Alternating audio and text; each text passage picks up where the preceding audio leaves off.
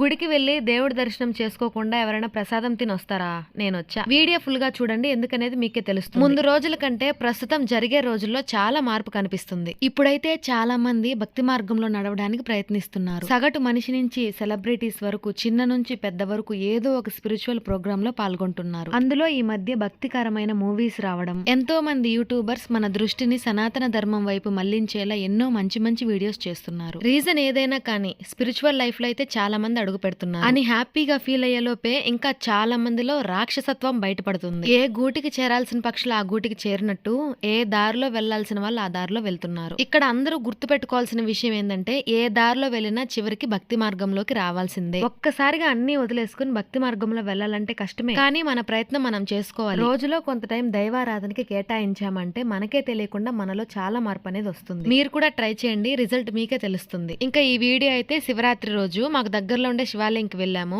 అక్కడే సాంస్కృతిక కార్యక్రమాలు జరుగుతూ ఉన్నాయి. మేము వెళ్ళి చూద్దాం అనుకుంటే ఆ లోపే ప్రోగ్రామ్ అంతా అయిపోయి సన్మానం జరుగుతూ ఉంది. సరే దర్శనమైనా చేసుకుందామని చూస్తే క్రౌడ్ చాలా ఎక్కువ ఉంది. మేము ఆ రోజు 3 శివాలయాలు తిరిగాము. ముందు 2 శివాలయాల్లో బాగా దర్శనమైంది. క్యూ చూస్తే కిలోమీటర్ పైన ఉంది. ఇప్పుడు ఎలాగో దర్శనం అయ్యేలా లేదు అని సైలెంట్ గా ప్రసాదం తిని ఇంటికి వచ్చేసా.